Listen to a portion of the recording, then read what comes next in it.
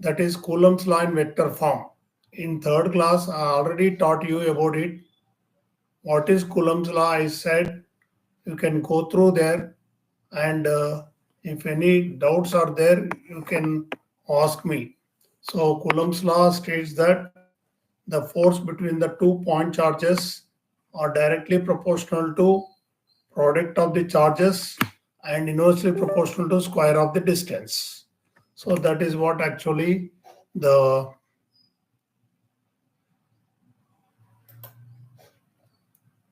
so accordingly vector form means this is the formula. So here R21 means what is the meaning? The direction on the charge 1 is going 2 to 1. So that means this is actually the way of representing the vector form in unit vector. Hope you understood. Okay. Just I am selecting the pen and its size so that I can help you properly. Right. This is the force on the 1. It is which direction? 2 to 1. Right. This is force on 2, 1 to 2. Then if you use that vector property, unit vector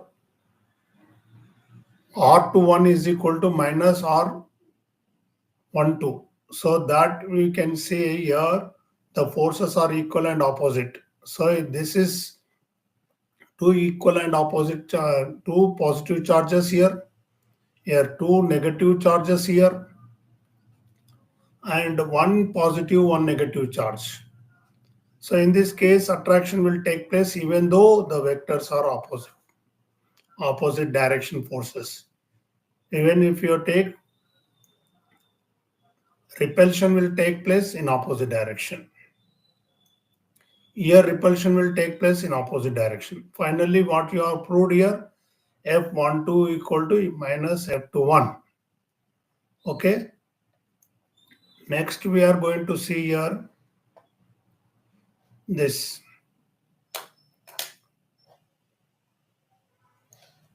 Okay. It is a vector form. Units. Today class, I just wanted to tell you unit of charge. Unit of charge already you know it is coulomb. How to define 1 coulomb?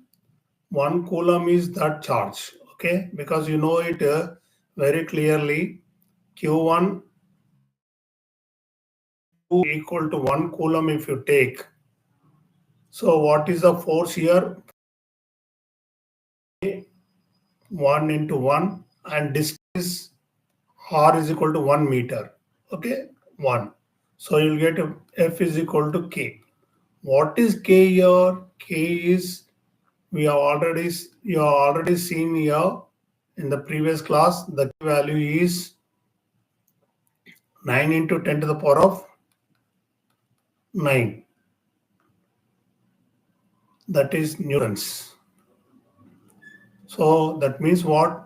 When two charges are each 1 coulomb kept at a 1 meter distance, the force exists between them. If it is 9 into 10 to the power of 9, then the charges are said to be 1 coulomb. So you can see the definition is written over here. Right? What is that? 1 coulomb of a charge is that charge which when placed at rest in vacuum. So that you have to remember. Because for this vacuum only this much value will come. Okay. So distance of 1 meter, which I already told you, from equal and similar stationary charges. Right? Both are same 1 coulomb, similar. Okay. Repel it with a force of how much? This much. So that means what you are expecting diagram, this is a positive charge 1 coulomb. This is another positive charge, another 1 coulomb. Right? The distance between them is 1 meter. Okay. This is 1 meter. Fine. So there will be a repulsion force act on this and act on this each. It will be this much. Okay, repel at repel it and is repelled by it with a force of this much. Force act between them. Okay, so CGHS units also that is this is Q1 Q is it is here. Then CGS unit start coulombs. This is a start coulomb. Start coulomb, how much it will be? 1 dyne force if it is acting. Then each one will be 1 start coulomb. So you can see here, these are the other objective type questions going to come in your Neet 1 EMU of charge. So is equal to what? That is EMU. That can be written as 1 EMU charge is equal to 3 into 10 to the power of 10 ESU. Electron start units. Static unit. Coulomb is equal to this many static coulombs. But these all nowadays not coming. Nothing to worry about it.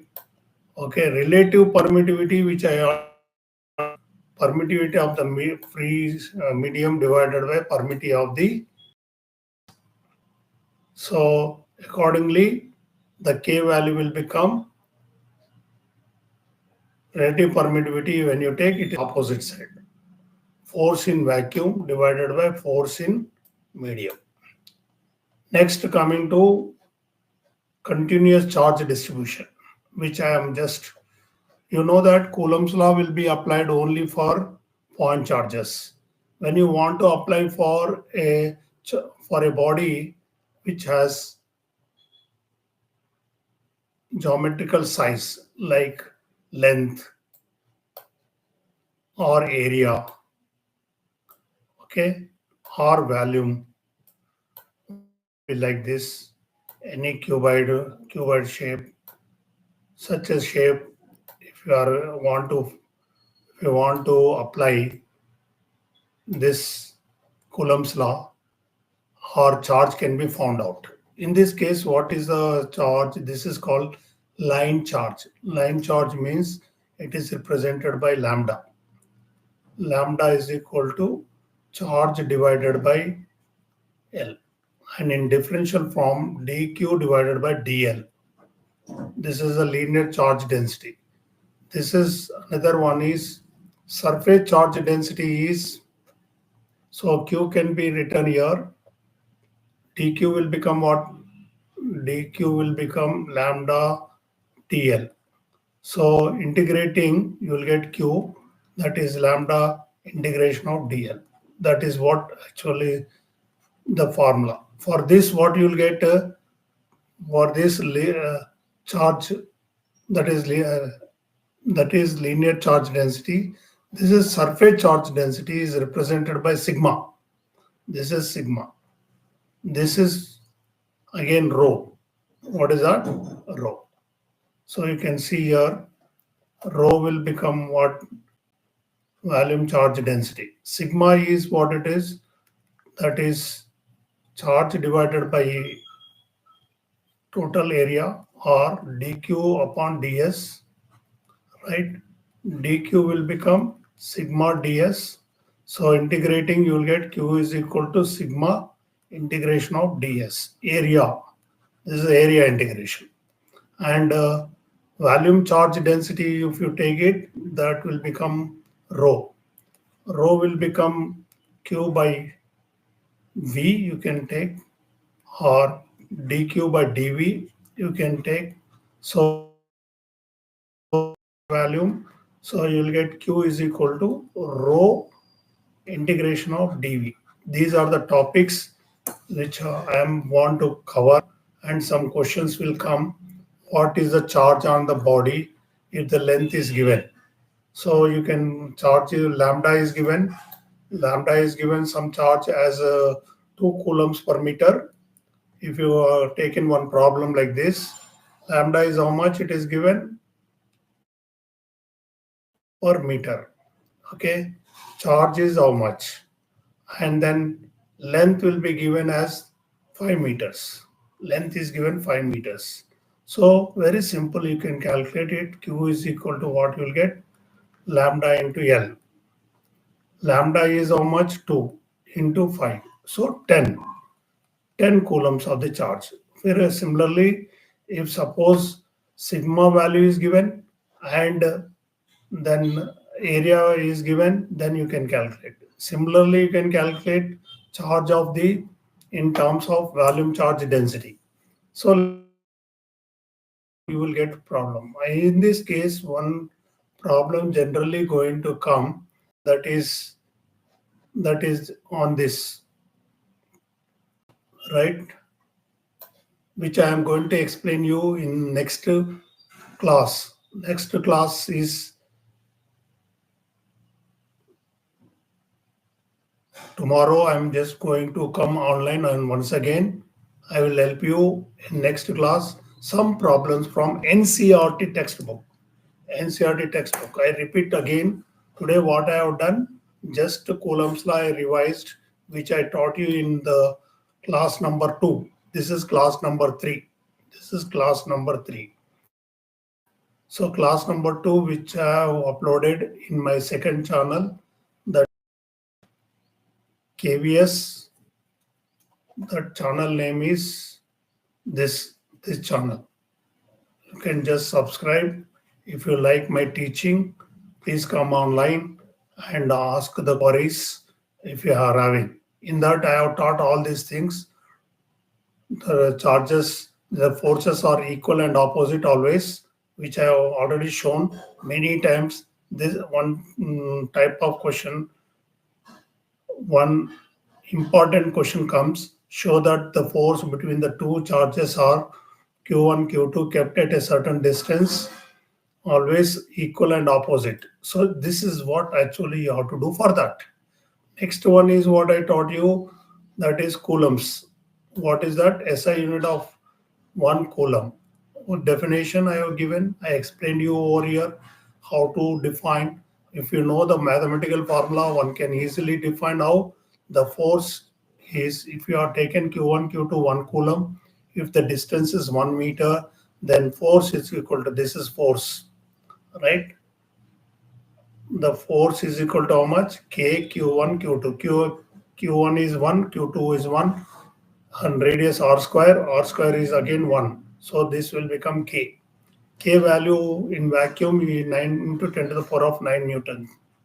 So this much force exists one between the any two equal and opposite charges or two equal charges, then they are 1 coulomb each, right? So the stat coulomb, this is out of syllabus, no need to learn. Relative permittivity means comparing, like relative density, which you have studied already in your lower class, relative density.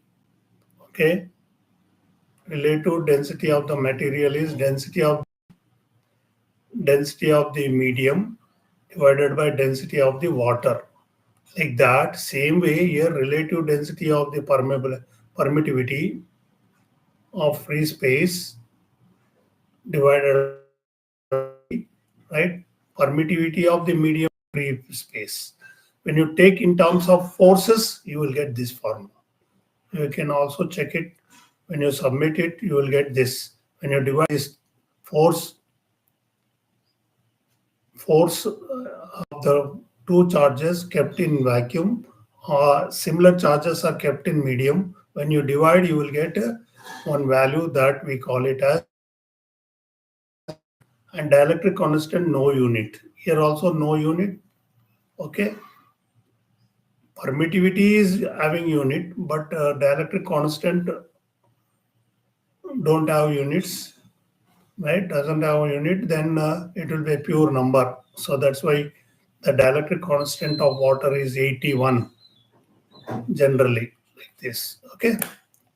Then next, continuous charge distribution. There are three types of continuous. One is line, if the charge is on a wire, and another one is surface charge if it is on a plate like this, and volume charge means it is like a cuboid like this. So thank you very much. I hope you understand my concepts. Thanks a lot. If you understand, please subscribe and join on online classes and ask your doubts.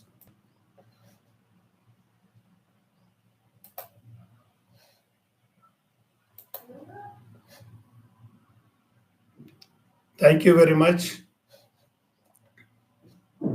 for attending online class.